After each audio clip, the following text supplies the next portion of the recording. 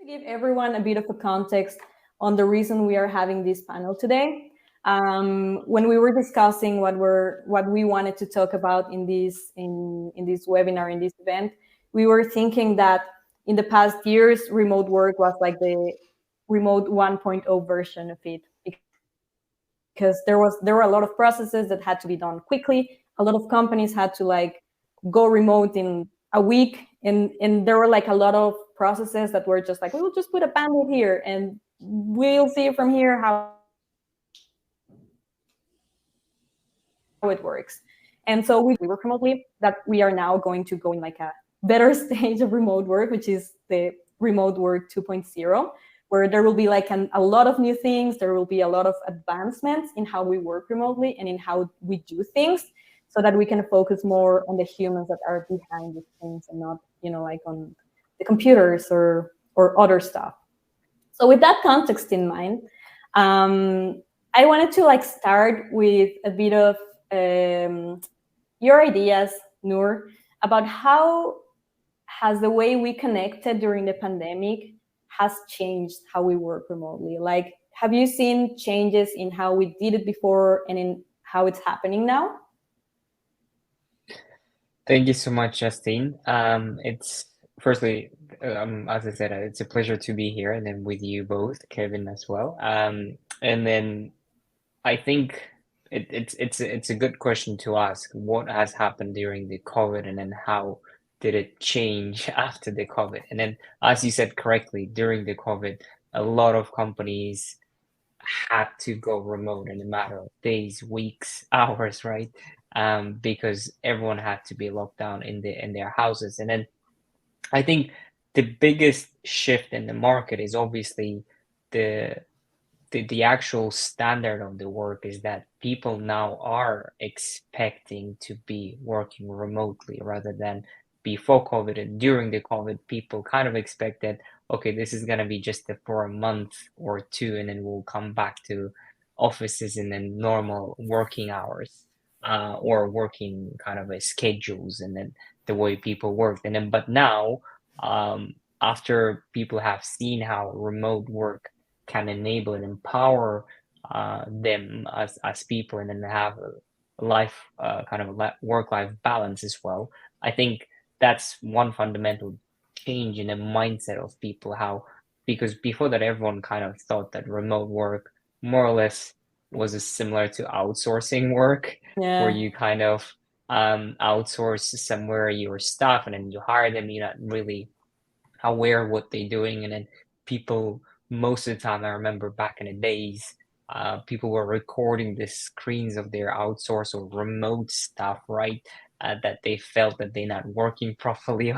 They wanted to make sure that the all hours are recorded and all these things, during the COVID kind of, and then after the COVID faded out, and then people started realizing that it is actually possible to work remotely and it actually has bigger impact in terms of productivity.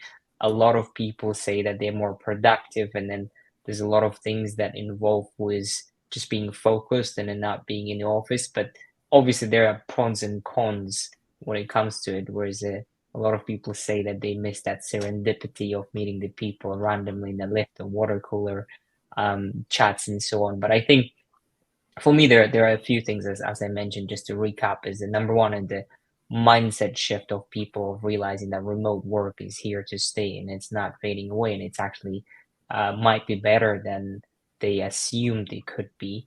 And then second thing is that the productivity of people, the reach that you can get in a matter of days, weeks. You can essentially start hiring people globally in a matter of days and weeks, and then that's something that is productive for the companies and for the people that are working for those type of companies.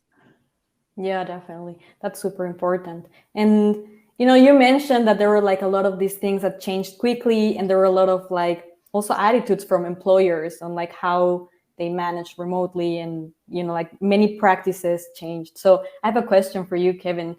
Since these things changed so fast and a lot of these processes were kind of like made up in the go, what do you think we should keep and what do you think we should let go from like all these things that changed in these past years?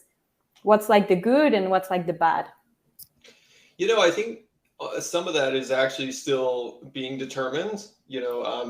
As we all know, a lot of companies, to your point, didn't choose remote work. It sort of chose them during this window of time.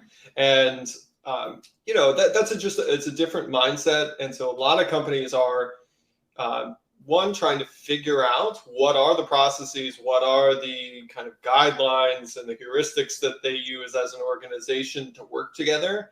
And because all organizations, like all teams, they operate a little bit differently, I think a lot of companies are mid stride on that. They're working through it during this window. And so the things that I think will likely fall off from that are, sort of relics of a bygone era, are really things around, for example, like set working hours or kind of core hours. As people think about that, a lot of even remote companies or remote first companies, if you flash back 5-6 years ago, those who were kind of leading the charge, like the Envisions of the world, they still had core hours as part of their operating structure. And that, as great as that was probably for, executive engagement and just kind of structuring meetings, things like that, it did make it really difficult for a truly remote workforce to fully function, because people would have to constantly be shifting their schedules and working at weird times of the day, which inevitably, Justine, as ends up happening. But I think the big change that'll happen is it'll go from maybe core hours to core meeting hours, might be the extension that we get to, where it's, hey, we have these limited overlaps in time zones, and we need to just make sure that if we do need to meet, if we do need to collaborate, that this is the window that we do it, and the rest of the time is, kind of your time within your time zone. And I think that kind of pushes into the next thing that will likely change as we come out of this pandemic, is really that work will shift from being primarily synchronous to being primarily asynchronous. And that is going to be a long shift. And that's where a lot of the tooling and the processes needs to really evolve, because even the best tools that remote teams, like I'm sure Nura has a bunch of tools that they use at their company to work remotely and that they would recommend, they're still kind of in the early days of supporting remote work specifically. And there's a lot that's going to have to continue to evolve and innovate in those tooling, the tooling and the systems themselves to really support, again, that asynchronous workflow. And so because we're early in that, I think that'll be the other really big technological shift, at the very least, that we'll see happen. Yeah, that's like a great segue to the next question I wanted to ask Noor. And it's about, what do you think that has to be made in the next 3-5 years so that remote work is the norm? Is it about processes? Is it about tools? Is it about mindset? Like, what needs to happen there? Well, that's actually a tough question, right? It is a big question. I cannot force anyone to adopt the standard of remote work. But I think overall the shift of mindset started to happen, and then for remote work to become a standard, you can look into it into kind of a few buckets, right? Number one is kind of governance, like how is it done in terms of compliance? How is it done in terms of governments actually creating different laws for that? And then I think a lot of countries actually started to push that, and then we see like Portugal, Georgia, and many countries opening up their borders for Thailand, and then the other countries opening up their borders for remote workers, providing them visas to go and work in their countries remotely. And then that already started to happen. And I think that is just the beginning, where sooner or later, a lot of governments will realize that it is actually beneficial to bring in a lot of remote workers to your country, because they will pay taxes, they will be kind of living in that country and then contributing to the economy of that country. And that in itself is already a big push in terms of governance and then governments and then policies and so on. On top of that, I think not only about the governments, but when it comes to actual tools to make that easy, I mean, the standard back in the days was, if you want to hire someone in another country, you go and set up your own entity there. And then now with employer record solution, which is not something we created or anyone else created, it has been in the market for 20 plus years, it's just not been that popular or not been that streamlined. And then I think making that employer record process more streamlined, more affordable, and then that's something that we're pushing to allow more and more companies to hire globally without the need of setting up their own entities. I think that thing is taken care of, and then I think in the next 3 to 5 years, it will be streamlined even more, and then it will be just easier, and then people would realize that this is how it works. And then in terms of the contracts, a lot of employees who are working remotely still a little bit confused that, let's say I'm hired by we work remotely, but Remofirst is hiring me to their entity. How is that working? Am I employee of Remofirst? Am I employee of we work remotely? And then those type of things, I think that's the first bucket that we can talk about and then just emphasize. But the I think that the second thing is the I think in terms of work culture, there's a lot of push in terms of people bringing others into the office and pushing the office works. And then I do understand that, because if you kind of take it in percentage, I would say it's about 50-50 people who can work from home, and then the other 50% of the people who actually realize that they cannot properly work from home. And then that's where a lot of people talk about hybrid, and then my definition of hybrid is a little bit different. What I see hybrid is where you give the freedom to the employee to work either from home or from a co-working or from the office or wherever they wish. There's no obligation for them to come to the office once a week or twice a week or 3 times a week. The hybrid for me is it allowing people to work in a way that it's more productive for them, because not everyone can actually work from home. Maybe they're in a small apartment where their kids most of the time are kind of working with them, and then they cannot concentrate. And then all these things are just an additional bucket when it comes to preferences of people and understanding how to work properly. And then just to briefly mention, being mindful of the time, that the last bucket would be about the tools that Kevin just mentioned. And then we're still early. We still lack a lot of tools to make it more productive, to be honest. A lot of tools are still in the era of office work. Yeah, I agree with that. And I think one of the biggest challenges a lot of companies have when we're talking about these definitions and these processes and these things is that, okay, I need to make this work, but at the same time, I also need to lead a company. I also need the company to have results. I also need people to stay productive. So how can teams do that, Kevin? How can companies start like filling these buckets, as Noor said, but at the same time, how can they stay productive and how can they reach their goals as companies? Yeah, I mean, it's funny. We were actually talking about this backstage before we started, and just I think a lot of people went through this transition in the last couple of years of maybe they had a fully in-office job beforehand and then got pushed to remote or some version of that. Maybe they're back to even a hybrid kind of option now. Either way, in that transition, there was sort of a realization that happened where they went from, I've got, let's say 8 hours in an office, and that's how much work I do. And then pandemic happens, everyone goes home, and suddenly that 8 hours of work gets compressed very quickly into 3-4 hours, they've realized, because their day's not broken up by coffees or lunches or just random conversations. And so over the last 2 years, most companies, I think, as they've looked, and you could track this across stock prices, things like that, the productivity has just been through the roof. So I don't think that the challenge actually comes as much from getting employees, getting companies to be productive. I think individuals kind of can figure out how to do their job when it's a remote environment, in most cases, right? Especially knowledge workers, especially tech workers.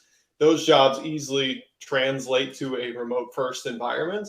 I think the biggest thing is actually more, and I think this is kind of what you're hinting at, is more the some might call it cultural, but just the team kind of norms of how you collaborate, how you operate, even just how you socialize, and how you build maybe camaraderie, how you find ways to connect that aren't just transactional, like, hey, I have a task and I need you to do this thing, and oh, hey, we're working on this project, should we have a meeting about that, right? All those transactional things that still happened in the office, those were exactly the norms that we had there, but they were buffered by, oh, how was your weekend? Oh, I saw that, you had photos about this, so that looks like it was really fun. What else? Just we broke up that time a lot more. And I think through the tools specifically that we have right now, a lot of them are sort of, again, designed for the very productive nature of our work.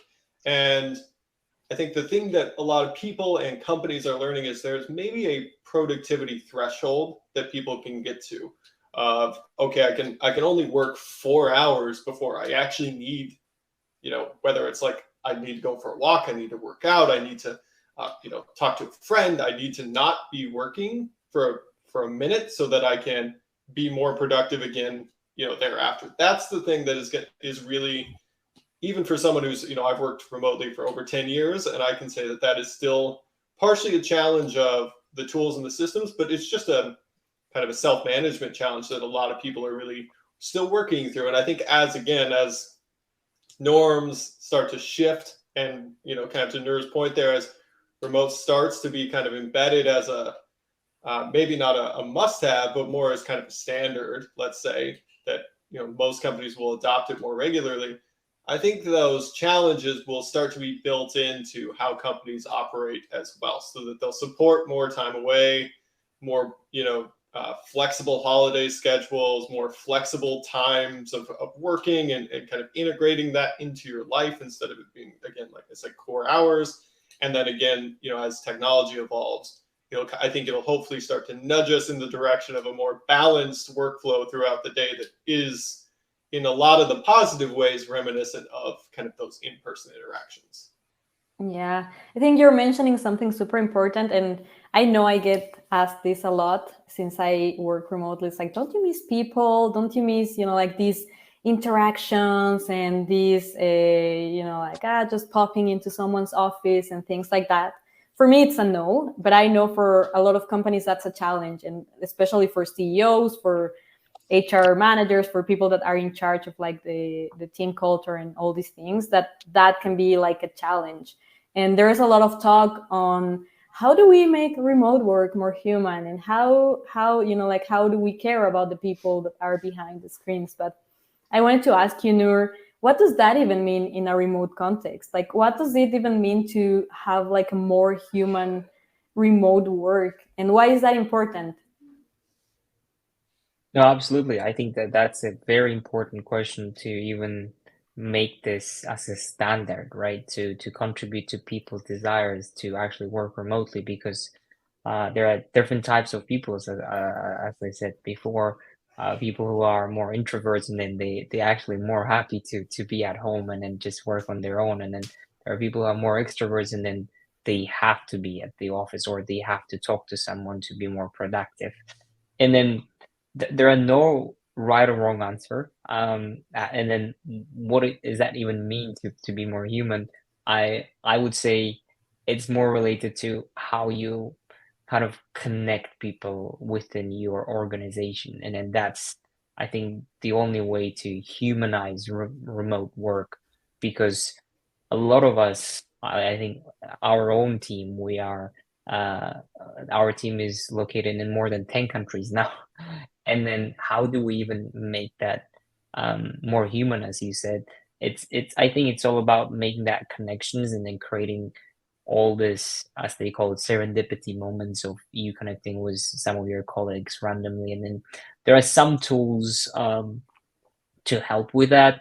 Like, I know probably every one of you heard of, in Slack, there is something called Donut, right? That randomly picks someone to have a chat with you. That could create some type of serendipity like moments. But most important, I think the way to humanize it is to create proper culture, to create some type of getaways for team members, to create Definitely it's hard to, I think one thing people tell a lot, and then we even ourselves realize it's quite hard to organize a full company event somewhere in the world, and then that organization part is super hard. So I think one thing people can do is to create some type of hubs, regional hubs, where that's where it's much easier to bring in people and then again connect them in person and then create that human factor. So what I did in order for me to connect with my team, and then we've grown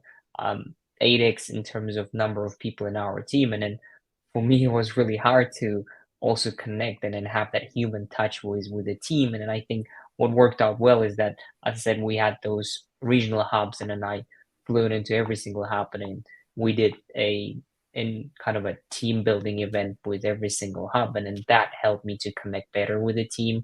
And then team also had better, I would say, understanding of what needs to be done, and then how they can work together with different team departments. And then that is a must have when you work remotely, to actually at least maybe once a year to see some members of the company somewhere. It doesn't have to be all team members in one country, because as I said, it's quite tough to organize it. But if at least they see it regionally, that would be very helpful, and then that would help to create that human touch. Yeah, and I think it all comes down to like being intentional with it. I think one of the things some companies didn't have like in person was that intention of like, yeah, let's bring people together, let's do this, let's use this tool. And I feel like with remote work, companies need to be like more mindful of those things, and like of which tools to use, which processes to have, and things like that. So for another question for you, maybe for both, I think you can both share your ideas on this.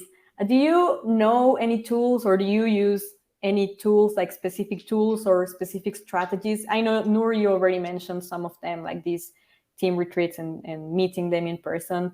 But are there any other tools or strategies you would recommend remote companies so they can like get closer to their teams?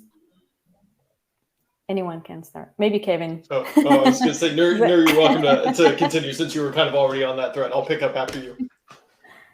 Sure. Since I was on that thread, so I think one thing I like a lot, and then I think Kevin mentioned briefly about async work, and then that's very important. And then the way I feel that it's not a tool, but kind of a strategy, is to create as less meetings as possible, because that essentially kills a lot of productivity. And then obviously there's a lot of ways around it.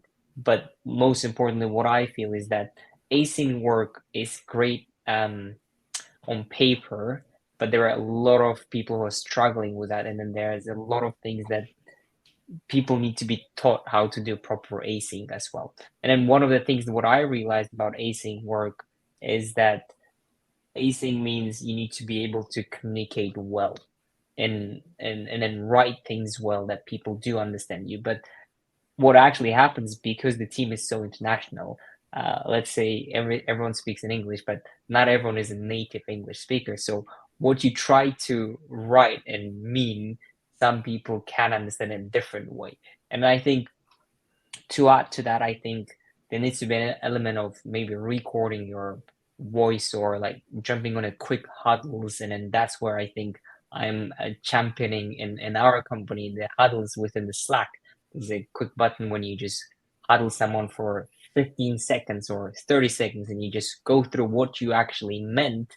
And then that will save you half a day, because that person was literally trying to reread what you meant a couple of times. They understood that different way, and then they started doing it totally different direction, and you lost half a day. And then that would have never happened if you were in the same office, because you can actually tell them what you need from them. And I think those type of strategies or tools like huddle or recording what you actually mean is important, especially in the world where everyone isn't from different countries in the world, and then everyone more or less speaks English, but as I said, not natively. And then that would create some type of misunderstanding in a company. And then I think that's something that I feel not as tool in particular, but a strategy plus tool. Yeah, and maybe just to add to, I mean, I 100% agree with everything you said there, Nur. It's those are all the strategies that we employ. We work remotely as well, and I think the funny thing, sort of, if you think about kind of the difference between office culture and remote culture, is that the things that are easy in the office are actually the things that are hard in remote, and vice versa, right? So, like when you're in the office, you don't really think about jumping on a quick huddle or like grabbing something, because that's just, it's more natural to just sort of look at someone and just start talking.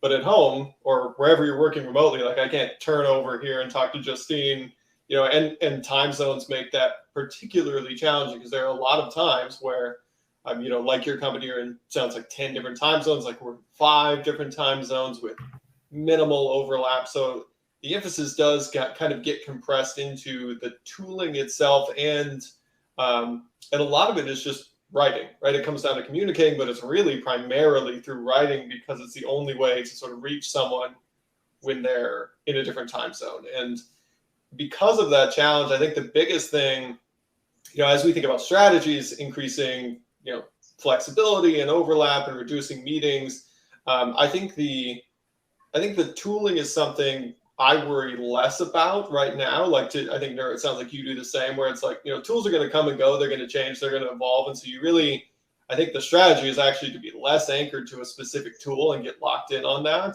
and more to setting up the right foundation for your culture, so that, when you onboard a new person, or as as your team grows and evolves, that these kind of practices of, hey, we're misunderstanding each other, let's jump on a quick huddle, or let's do a Zoom next week to like get the whole team together, that those are sort of built into people's thinking. Because again, reducing that friction as the same way you would think about it in an office, where it's, oh, let's just schedule a meeting with these 6 people that we have, let's do it tomorrow. That is just kind of natural. And again, in the async world, it's not as natural. So I think it takes a lot more time to start to build those norms in the culture. And that's where I think the focus needs to be, as Justine, as you said, it needs to be really intentional about how you think about how often you should meet, when you should meet, what those meetings should look like, what should be documented, how do you take notes, how do you capture things. There's way more questions that are important than, again, when you're in an office and it's like, oh, we were all there, we came away with the same thoughts, and we're good. So I think it's much more around intentionality. Yeah, can't agree more with that. So I have a big question for both of you, and it's I think it's the question that everyone has in their minds, like, how can you even prepare for all of these? Like, we know, for example, there are new generations of remote workers coming that have different expectations on what remote work should look like. At the same time, we have people that have been working remotely for a long time. We have like a lot of people joining remote work, which I'm super excited about. But how can companies prepare for this? Is there, is there anything they should be thinking about? You already mentioned many things about intentionality, but what else would you recommend companies to keep in mind when thinking about these new generations and this new stage of remote work? Maybe Nora can start. Sure. If we talk about companies preparing for remote work, it's obviously should start from understanding how to do it. And then I think we mentioned that in the beginning, that everyone rushed into remote work, or forced into the remote work, right? And then the trouble there is that no one really knows how to work remotely. There was no guide, there was nothing that just tells you this A to Z how to be productive as a remote company. And I think that's where any company that wants to become a remote company, they should just, do a quick Google search, or I'm not sure if there's a great book about it. Maybe in some years there will be a book that essentially tells you A to Z how to be a remote first company. And then those type of things build a foundation, because it's like in anything in life. If you want to do something good, you want to learn at least the foundation, and then you can obviously iterate and try what is better for you. So that's number one, just to understand what it actually means to be remote first company, and then what are the main things that people already went through, and you don't actually have to go through the same mistakes. So building that foundation to any company. The second thing is just to understand, I guess, like as I already mentioned, in terms of the main like legal structure, like what is the right way and then how to properly be a remote company, how to hire people remotely, where to find remote employees, right?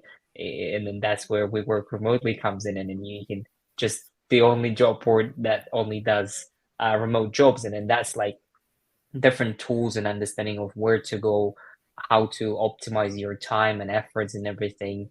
And then the last thing, I think, just getting back to the async part, I think a lot of people would need to understand.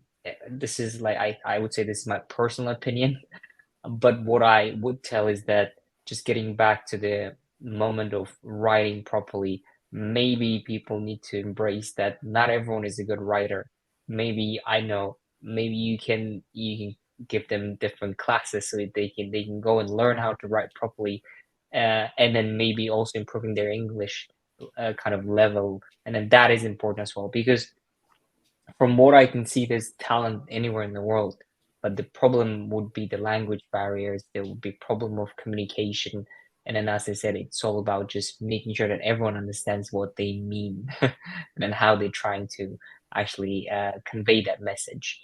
But I would say those are the three things that I would say for any company to start preparing for being a remote first company. Yeah, and I just I mean, I think you nailed all the points. I think if I were to add something, especially around the writing and potential language barrier issues that occur as remote continues to expand, which I don't see these going away, right? It's actually Exactly. only going to increase, and so I think that's a super important point, and even just from a kind of accessibility standpoint and thinking about, I know being from the US and given that a lot of the companies who kind of maybe were earlier to the remote working trend did tend to be kind of North American centric. And so, the first wave of companies have certainly prioritized English speaking and yes, that's probably going to still be super important. But I think again that language barrier or connection point there is going to increase over time as it flattens out more and really proliferates globally. And so even just thinking one step ahead as a company as you're making that transition of how do we make this more accessible? How do we support those people who aren't native English speakers, even if that's what we're still looking for? So things like kind of extending on your point earlier around tooling, around huddles, etc. Using I don't know Loom or any of the tools that allow you to maybe have the space to verbalize your thinking, and there are lots of translation tools that can come into play there. But just thinking about how do you kind of set your entire company up for success versus just the native English speakers, because otherwise I think what ends up uncomfortably happening is that those who are native English speakers sort of get some priority. And I think the whole point of remote work is really to kind of level the field a lot more in a good way and not create these silos of, oh, you're over here. And so we're not going to like promote you or whatever, those things can naturally happen, unfortunately. And again, if you're starting this journey, it comes back to that intentionality, but it also comes back to kind of thinking a little bit more long-term about what does it mean to be a truly global workforce. And I don't think those are questions that smaller companies historically have really had to answer. That's been kind of at, the Fortune 100 level or something like that, where they're the only ones who have offices around the globe, and a company less than 1,000 people doesn't even have to think about that because they can't afford to do that, or maybe it's just kind of, as you said at the beginning, outsourcing or something like that. So it's a bigger shift than I think sometimes we give it credit for, and how strategically thinking long term is more difficult and challenging. But I think it's something that with companies like Remofirst, I think they're actually not only just tools, but there are companies who are helping you tackle this challenge and make that transition successfully. Yeah, I'm really happy you talked about this, like coming from, I'm Mexican, English is my second language. So I know that was a big barrier for me when I started working remotely. And I'm so happy that CEOs are thinking about that now, about including everyone. And maybe just to add on that, I think the hidden gem of this industry and then the way to find the best talent is maybe the ones who currently cannot speak proper English, but you give them those classes and then you teach them and then they will become your hidden gem that no one else can access. Yes, agreed. I'm going to ask you one last question before we go to the live Q&A, and it's a fun question. And it was a suggestion from Angelica from Remofirst, and I loved it when I read it. Tell me about your remote work day in 10 years. Any of you can start. I don't have an answer for myself. I'm really curious what you think your remote work Kevin, day will be in 10 years. Do you want to try that? Sure, yeah. This might be I hope it's not too boring of an answer, but my hope actually is that it's not that different structurally from how my day is today. And I mean that, I mean that in a good way, that I've had enough time as a remote worker to sort of architect a day that not only works for working with a team that's in 5 different time zones, but also sort of build up these practices around how I work, so that I can be as productive as possible. And so when I kind of look 5-10 years ahead, I think the things that are challenging for other newer remote workers that I see, that I would like to see kind of continue to evolve for them, are being able to kind of schedule and block time and create boundaries between kind of personal and professional life in a way that works, not only with their team, but with their lives. Because I think that's the big key to remote work, is that it is such a tight integration to your life that you actually have to be really thoughtful and understand what those workflows look like throughout the day for you. And so for me, it would be maintaining that as I have it today, being able to be flexible with my time and my meetings, and be able to do focused work and collaborative work in the space that works kind of for me and the team. I think the biggest change that I would like to see, and I know will just inevitably happen, is really more around kind of like the tech stack and the infrastructure there. I know we talk about this all the time. Not every company has access to, not every company and employee has access to good internet, all the tools they need. There's still real barriers there. And I would love to just get to a point where, companies and employees don't have to think about kind of remote as being any sort of a barrier, that you could pick up your laptop or whatever it is and, go across the world and have it look and feel exactly the same as if you were at your home office or at, a small headquarters or whatever that environment is, so that the physical barriers of your working space become irrelevant, right? That people don't care where you are because everything else is at a certain quality level and a certain standard. So that's the one that I'm excited to see change, even just for myself, that I won't have to think about internet connectivity, camera stuff, any of that. Those are they seem like small things, but they do impact the dynamics so directly that I would love to see those evolve. Thanks, Kevin. I think you're right about it. What I would add, hopefully we're not going to be metaverse. Notice I didn't say that. Yeah. Yes, but joking aside, I think for me the biggest shift in 10 years, what I want to see is in tools, because everything else, I think they will come to a point where we already started making the progress, and then hopefully that progress just will improve further and further. When it comes to tools, I feel that whatever we have in terms of the tools, we're still very early to understand that a lot more companies will build better tools for remote first environment and remote employees. And then that could be maybe some type of revolution in tools where maybe we can have holograms of people, and then you don't actually even need to see them or turn on your cameras and so on. So that's what I think I'm very excited about in 10 years, to see the tools to change the way we work, to change the way we communicate, and then everything should be just much better, because every single tool that we use at the moment, in my opinion, is still for the office work. We haven't got to that mass adoption from the companies yet to for them to start building something for remote. And then we are just at the beginning of that journey, and I believe like in the next 2-3 years there'll be great companies who will build some tools for remote workers that will be much easier and then much better for them.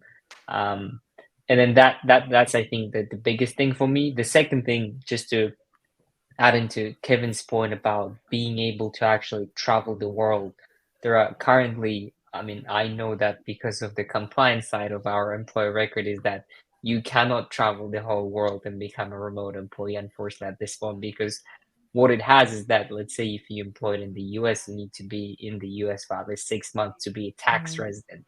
So you cannot actually be a remote worker and travel the world. So those type of barriers still exist. So it's not as simple as it sounds, where you like, oh, I'm a remote worker now, I can work from any country in the world, and then you work 3 months in one country, 3 months in another.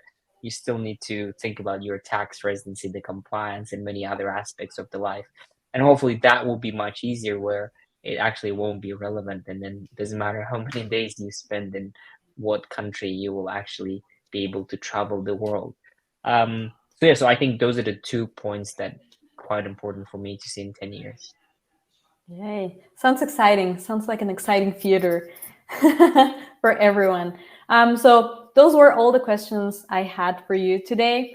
And I guess we can start with the live Q&A. If anyone has any questions, you can go to the chat or you can go to the Q&A section and you can start asking your questions. I know we already have one of them, and I think it's actually related to the thing you mentioned before about tools, Nur. And it's, what do you think about tools that try to replicate the in-office experience for remote workers? And either of you can answer. Sure, I can probably just continue what I said and then just give the stage to Kevin. I think currently they're not at that level, because I think it was never a big problem, so we didn't bring the technology to that level where we could solve it much better. Even like there are great tools where everyone jumps in a Zoom, and then there's like different backgrounds, and then you go into a room and there's like water cooler, and then they break out into rooms. That kind of, for me, it feels artificial. I still don't feel myself as in the office. So I would say I kind of don't like them. Yeah, I'll say I agree. I think that using the office as a kind of mental model for how we work is sort of missing the point. I think these tools often think like, oh, well, it's just because we had the same shared space, we had walls, and so we could walk from room to room. And I don't think that that's the piece that people really missed. And so it's sort of like, it's almost creating a problem and then trying to solve it. And I don't find that I know we've tried them when we work remotely for different things. Yeah. I've tried them in the past. They don't tend to actually give you an experience that's better than the fully asynchronous version or equal to the office. And so they're sort of creating this middle space. And I just don't think that's the future, nor do I think necessarily, I'll just say it, that's like metaverse. I don't think that's the future there either. But I think what will happen is, I was gonna say, I hope that what will happen is that tools, let's say like a Slack, I'm not saying that they're the exact company, but that are already in the space will continue to iterate and evolve at such a pace that the connection gaps we have will slowly decrease over time and the technology will start to feel more natural. But that's really a workflow change as well. Those two things will kind of have to co-evolve, and you can design it however you want, but you can't skip a couple steps ahead and try to assume you know what people are, trying to solve for. So I think that's think we're a long ways out from seeing the tools fully get to the space where it's just a completely natural environment that feels as good as the office. Yeah. So next question. Most of us transitioned from in-office to remote. How will the Gen Z plus remote workers who never worked in an office adapt to this working style? That's a great question. I love it. Cool. I think if they never worked in the office, they don't need to adapt to that style. They'll just create that style, right? So I think, I mean, Gen Z is the way they adapt to technology is a different speed. Like seeing my little brothers and sisters getting into the phones and TikToks of this world is just crazy. And then how they adapt to it, and then how they make their own rules that I don't really understand. I think that's the most important thing. And I believe like the Gen Z plus will definitely create their own style, which hopefully is better than the office work. And then I'm actually glad they will never experience that properly, the office work, because I never really liked it myself. Yeah, I mean, I think that's right. It's like they won't evolve to it because they never had to experience it. And in a lot of ways, I actually think that that's the point, is that they're not. I don't think they'll be constrained in the same way. We were just talking about tools to try to replicate the office. That's thinking backwards, right? That's saying like, well, let's take this thing that existed for since the Industrial Revolution, and let's try to build it into technology, instead of what can the technology do for the way we want to work. And I think honestly, I think Gen Z is going to be the first generation to actually be able to take a stab at that. I don't know if they'll answer it or be the ones that kind of solve it, but I think that they are unencumbered by the same, relics of the past that myself, who's spent a good portion of his career in both sides of it. I can say that, I think I do often think, oh, how is this like the office? And that's just the wrong way to think about it. So I'm excited to see what they come up with, and I'm sure I can't even picture it, honestly. Yeah. I also never worked in an office, so it's just, I would never have to adapt. So we have another question, and it's about a person, and they've been working remotely for the last 2 years for a company based in Canada. They live in India, and they would love to visit their HQ, but it's not possible for different reasons. How could they deal with this situation of like, I want to meet my teammates, but I can't? What would you recommend? I think I can answer that question actually very good, because I'm a holder of Kazakhstani passport, and then that passport does not allow me a lot of wiggle room. I need to get visa to every single country pretty much I go. And I think it's quite simple. So what we're looking to do is find a place where most of your people would be able to fly into, and it doesn't have to be Canada. And then I guess the only question would be, would the company in Canada be willing to do that for, I think, one person based in India? So as I said, it's just a intentional choice of the company. As they get bigger, I doubt any company, as a founder, I understand them. If I had just one person in a different country, I probably also wouldn't do. I wouldn't try to bring everyone from Canada, let's say, to somewhere in the middle. So it would be basically, as your company grows and becomes more global, at some point they will definitely try and create a offsite somewhere in the world, and then that's where the only chance I guess you can meet them, unfortunately. Yeah, I don't have much to add to that, honestly. I think that's unfortunately, kind of as we were talking earlier, I think that's one of the challenges that a lot of companies are working through, especially size of company really does become really critical there. And I would say maybe explore alternative options, meaning, if you are just trying to meet the whole team, that's probably a different set of options than, for example, if you just want to do, if you want to meet your manager face to face, maybe you can arrange something there, because that's kind of a one-to-one thing versus a one-to-many. So I think there are some options, but I can't say that it's that there's a super simple, easy, one size kind of fits all solution that's just, oh yeah, do these 3 things and here's what you have. And that's where hopefully your company can support, finding the right fit, even if that doesn't mean meeting in person. Yeah. Okay. Next question. How do you ensure that you develop relationships when the teams are dispersed in many locations? Any suggestions on building these office-like relationships besides meetups or Zoom events?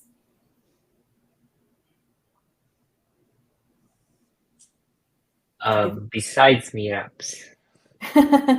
Besides, So maybe, I don't know, maybe I will mention something we do at We Work Remotely. We have like a random channel, and we have like an automated thing where we have to share every Monday a photo of our weekend, and everyone shares. It can be whatever. It can be sometimes I just like took a photo in the supermarket of anything, and I just share, and it's like a conversation started, and it's like a way where we can know what everyone is doing, and like, I don't know if they watched a movie or if they went to a place or if they stayed at home. And I feel like that's like a quite easy thing to do, but it's very effective to know your teammates and what they like and what they dislike. I agree. I think that's actually a very good point you mentioned. One thing we have similar, we have a remote pets. So everyone shares their photos of their pets, and then we kind of get, as you said, this is a starting point to start a conversation. And then I think we might actually add what you said for random weekly photos as well. Sounds like a fun idea. Yeah. No, I think that, that's, I love our random channel. I always Justine always happens to have funny pictures that are of different animals. So it's sort of combining the 2 channels that you suggest there. But that was really great. And I would say, even on top of that, just the kind of, it's like more prompts are good, I guess, is kind of the answer there. Again, that stuff is it's that natural state of when you're in the office, you just naturally ask people these kind of things and sort of have conversations about it. Those aren't as natural across Slack or Notion or email. And so tools that kind of help prompt you on that, I think, go a long way, because they sort of just, they get the ball rolling. They're kind of an icebreaker. Yes. Again, intentional prompts and things like that. And I think last question, because we're running out of time. Sorry if there are some other questions that we cannot answer. I will be more than happy to answer them in any of We Work Remotely social media.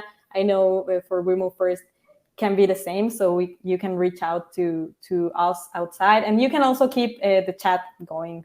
Everything will be open. So last question. Being a remote company, what are the best ways to keep your employees motivated? Big question also.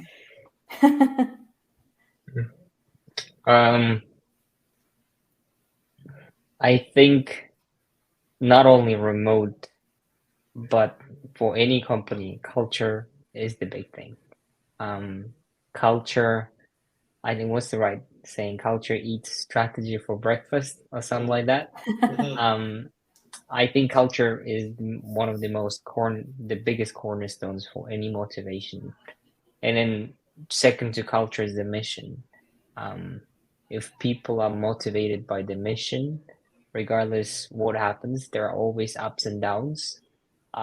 People would try and make sure that they follow that mission. I think the rest, obviously, paying fair salaries, providing some equity, these are already standard. So I don't think anyone not doing that would have people motivated regardless. But those are the basics, I guess. But the culture and the mission is quite important. Yeah, I agree with all that. I think the maybe layer around that is just transparency. I think people want to, especially in an office, you can kind of feel some of the things that might be happening. Sometimes in a remote environment, it's harder to sense, especially as things are changing or evolving strategically. It's hard to sense what's maybe happening. And so I think as leaders, especially, it's important to just be transparent about, how the business is doing, what you're focused on, and all that kind of comes back to mission and culture, so that people feel like they're a part of it. It's because that's really, really critical, is being transparent and engaging them in that process. Yes. Okay. So that was the last question. Any last thoughts any of you want to share before we leave? No, I think we had a really great conversation. Thank you so much, guys. Yeah, likewise. This was really great. Thanks, Nora, for all the insights there. This is fantastic. Thanks so much, Justine. Thank you. And for everyone, remember the replay will be available. Also, the chat will stay open, so you can still ask questions, and I will make sure that someone either from Remofirst or myself will be there to answer your questions. And thank you so much for joining us today, and join us in the next event we have. Have a good day or night or wherever you are. Bye. Thanks, everyone. Bye-bye.